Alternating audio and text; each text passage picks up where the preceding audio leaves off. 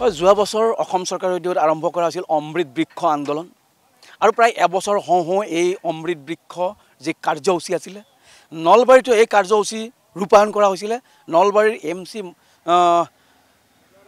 M C মিলন হাইস্কুলৰ এই খেলপথাৰত আৰু এই যিখন আঁচনি এই আঁচনিখন উদ্বোধন কৰিছিলে মন্ত্ৰী জয়ন্ত মল্ল বৰুৱাই। আমি প্ৰথমতে এই দৃশ্য দেখুৱাব বিচাৰিছোঁ য'ত ইয়াত সেই অমৃত বৃক্ষ আন্দোলনৰ আঁচনি ৰূপায়ণ কৰা হৈছিলে আৰু এই আঁচনিৰ এতিয়া আমি কেইজোপামান গছ ইয়াত বিদ্যমান হৈ আছে আৰু সেই গছৰ পুলিসমূহ আমি দেখুৱাইছোঁ। মোৰ সহযোগী ভিডিঅ' জাৰ্নেলিষ্টে দেখুৱাব।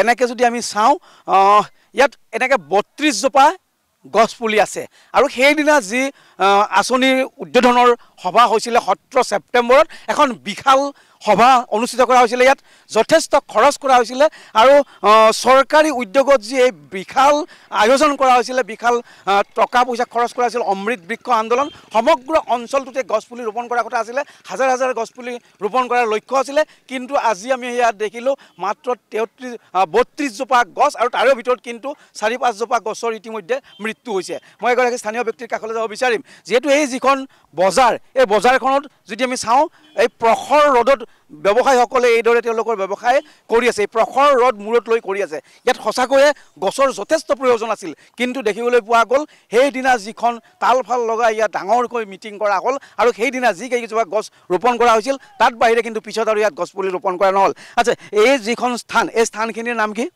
মাধাপুৰ। হয়, ইয়াতে এই গছপুলি ৰোপণৰ আঁচনি এটা লোৱা হৈছিলে। হয়, 17 ছেপ্টেম্বৰত গছপুলি এটা ৰোৱা হৈছিলে আৰু ইয়াত এখন বিশাল মিটিং হৈছিলে।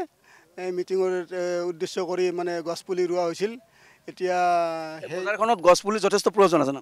যথেষ্ট প্ৰয়োজন। এতিয়া প্ৰখন ৰ'দ এতিয়া এই ব্যৱসায়ীখিনি মানে ৰ'দত মানে হাৰাশাস্তি হৈ আছে। গতিকে এইটো ডাঙৰ হ'লে অলপ বেছি ভাল হয় আৰু এতিয়া যদি কোনো মানুহে যদি ইয়াত মানে আৰু গছপুলি ৰুৱে তেতিয়াহ'লে বহুত উপকাৰ হয়।